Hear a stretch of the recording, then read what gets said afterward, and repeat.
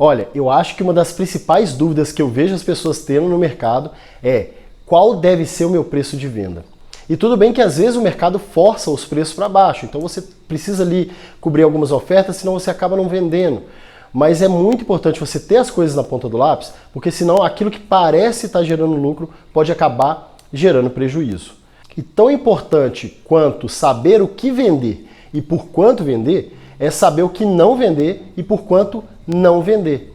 E por isso que eu vou trazer aqui para você hoje as 5 principais formas de cálculo de preço de produto que eu tenho visto sendo aplicadas no mercado. Então talvez você já consiga ter alguma ideia de como que você consegue chegar num preço de venda mais adequado para você fazer as suas ofertas. Só que além disso, no final do vídeo, eu sei que você vai ficar para o final, eu vou trazer também um problema que eu acredito que é geral em todas essas formas de fazer esse cálculo de preço de venda. Porque aí você também vai ter a oportunidade ali de tentar contornar esse problema principal. E se você ainda não me conhece, meu nome é Paulo Pina e nos últimos 10 anos eu venho ajudando milhares de pessoas a criarem os seus negócios online e venderem mais através da internet.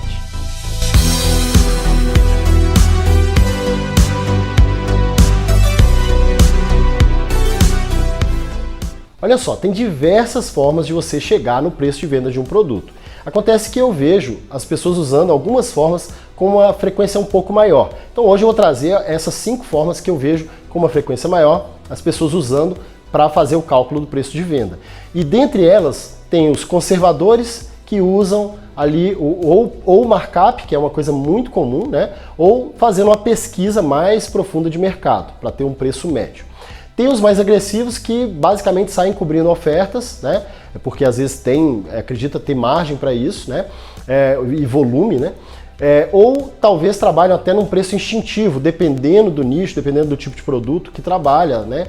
Consegue trabalhar num valor mais instintivo ali. E tem os técnicos que gostam de fazer cálculos ali e aí trabalham todo o cálculo do custo ali e trabalham a margem de contribuição, que é uma coisa muito também utilizada para quem é mais técnico ali. E todas essas formas, elas estão certas, desde que tenha uma premissa, que no final das contas o resultado seja um lucro. Porque se elas estiverem dando prejuízo, aí não importa a técnica que você está usando, está errado, né? Então, é por isso que a gente vai aprofundar aqui no detalhe de cada um desses 5 formatos aí para se calcular o preço de venda. Mas antes da gente aprofundar nesse conteúdo, se você já gostou da ideia desse vídeo, eu peço que você já deixe seu like, né? Também se inscreva no canal e ative o sininho de notificações. Bom, vamos direto para o conteúdo agora, vamos entender cada uma dessas 5 formas aí de calcular o preço de venda. Primeiramente, a pesquisa de mercado, que é basicamente você analisar os preços médios de determinados produtos em um determinado mercado. Em geral, você acha ferramentas online hoje que te ajudam a ter esses números aí, inclusive até com acompanhamento ali ao longo da evolução do tempo, né? Acontece que não é tão simples quanto possa parecer, porque as variáveis são muito grandes. A gente está falando de um volume crescente de produtos à medida que o seu e-commerce ele for aumentando, né, a quantidade de itens que você tem. E a gente está falando de uma variável muito grande aí de mercado, segmentação, de público, né? Então tem que ser muito bem analisado. E por isso que tem muita gente que prefere trabalhar com markup, que é uma forma muito mais simples ali, né, de você definir o preço de venda com base no preço de custo. Então, por exemplo, quando a pessoa fala assim, eu estou vendendo com markup 3, significa o quê? Que ela está aplicando 300% em cima do valor de custo para fazer a venda. Ou seja, se ela tem um produto de R$100 e ela aplica o markup 3, ela multiplica esse custo por 3 e ela vende por R$300, né? Acontece que o markup acaba gerando um pouco de dúvidas ali na aplicação, por quê? Primeiro, você tem diferenças de valores muito grandes, diferenças de custos, diferenças de margem muito grandes ali entre cada item. Então, se você aplica um markup único para a sua base de itens, você já começa a ter um problema, por quê? Você vai ter, às vezes, um produto com markup muito alto e outro com markup muito baixo dentro da segmentação deles. Então, você começa a ter que trabalhar com vários markups diferentes. E outra coisa que eu vejo muita gente confundindo também é achando que o markup é a margem de lucro, e não é. Ou seja, se você compra um produto por 100, vende por 300, não significa que você teve 200 de lucro. Terceira forma que eu falei é o instinto, né? Então tem pessoas que são assim, vendedores natos às vezes, e tem já um instinto ali de quanto vale um determinado produto, mesmo que não tenha um índice de comparação no mercado. Por exemplo, o pessoal que vende ali uma obra de arte, que vende às vezes um artesanato, às vezes é difícil de você medir, de você calcular qual é o valor intrínseco daquele produto. Por quê? Porque talvez você não tenha uma referência, uma concorrência ali no mercado, e aí você tem uma dificuldade talvez até de fazer uma pesquisa ou de tentar trabalhar simplesmente um markup, porque fica uma coisa muito simplista. Então o instinto ele acaba sendo, de um lado, ele é mais arriscado, mas por outro lado ele pode ser bem mais lucrativo. Aí vai depender da pessoa que está chutando ali, vamos dizer assim, o preço. Tá? Agora, qual é a questão com relação ao instinto? Quais são os 3 problemas que pode se ter com relação ao instinto? O primeiro é que se você chuta um valor baixo demais, você pode empatar ali ou até ter prejuízo, porque às vezes você acha que está tendo uma margem, mas aquela margem não é suficiente para cobrir os custos.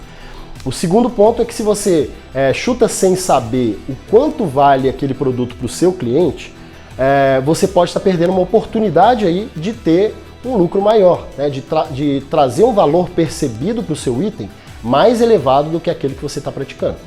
E o terceiro problema é se você chutar alto demais, né? Aí você tem um problema de talvez não conseguir sequer vender o item. E aí você não vai saber se o problema está no preço do produto, se está na oferta que você está fazendo, ou se está no produto em si. Então, o instinto ele é muito interessante, mas é extremamente subjetivo. A quarta forma de você definir os preços de venda é trabalhando na cobertura de ofertas. Então, quando você vê um concorrente trabalhando com preço X, você cobre aquela oferta dele, né? E aí você pelo menos tem um patamar para começar a brincar. Acontece que tem um problema importante aí de se considerar. Preço, né? Preço de custo é uma coisa muito subjetiva. O seu custo é um e o custo do seu concorrente pode ser completamente diferente do seu. Então você não sabe o que está impactando ali no custo operacional do seu concorrente, né? E se você não fizer as contas do seu custo, você também tem um risco grande ali.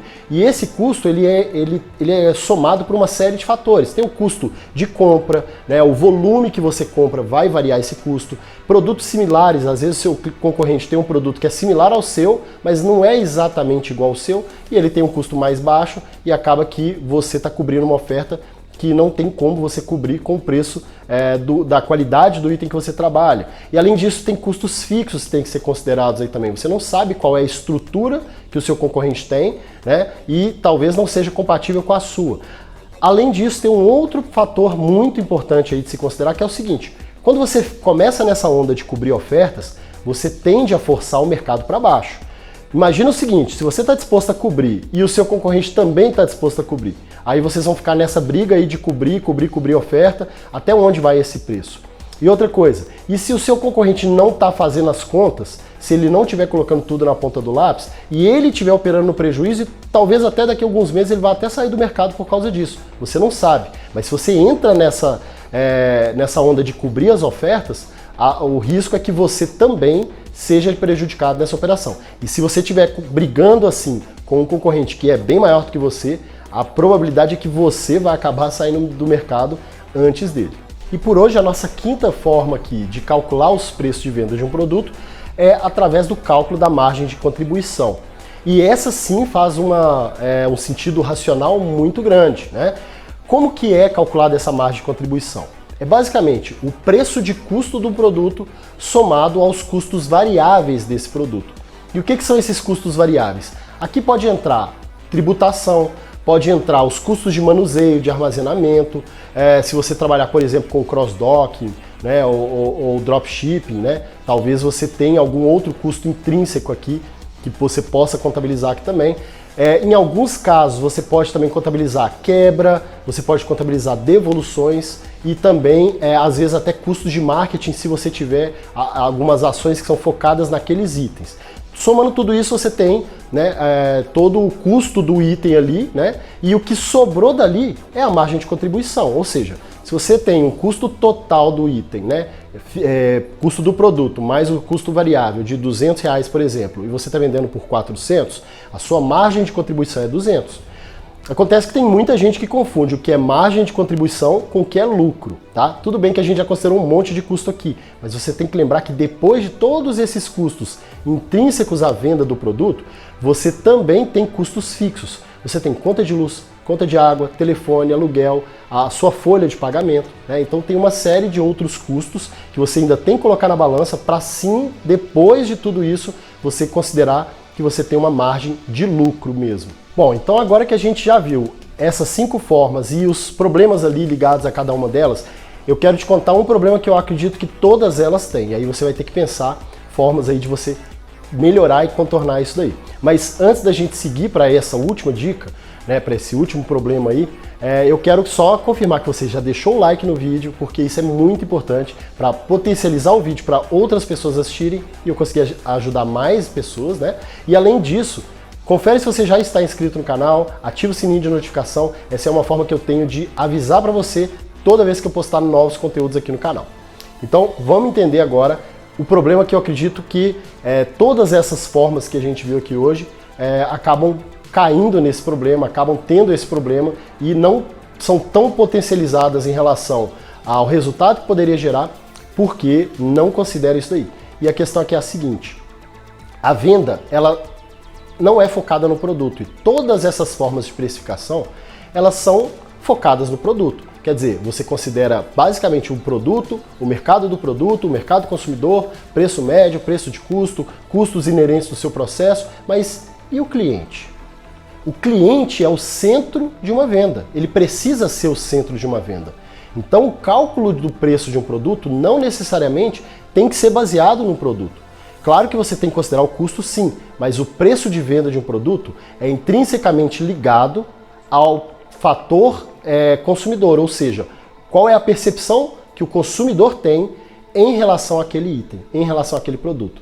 Então quando você alterna esse ponto de vista, você consegue enxergar muito mais oportunidades, porque se você consegue entregar uma percepção de valor mais elevada na cabeça, na mente do consumidor, a chance é que você vai conseguir ter uma margem muito maior para poder trabalhar os preços dos seus produtos. Aí sim, você pode aplicar qualquer uma das outras estratégias, porém, tendo uma visão muito mais assertiva daquilo que você consegue ter de margem, né, de majorar o preço que você vai praticar no mercado. E olha, fica ligado que em breve eu vou postar aqui um outro vídeo no canal mostrando passo a passo como eu acredito que é a melhor forma de você calcular os preços de venda dos seus produtos. Então, se inscreve no canal, ativa o sininho, porque logo logo você vai ver esse próximo vídeo aí bem detalhadamente. Eu vou trazer de forma bem mastigada ali, justamente para você conseguir entender como que você compõe todas essas que a gente viu aqui e trabalhar de forma técnica, extremamente assertiva e conseguir realmente ter preços excepcionais para você trabalhar uma margem muito boa e crescer o seu negócio constantemente. Por hoje eu vou ficando por aqui, agradeço, um grande abraço e tchau, tchau.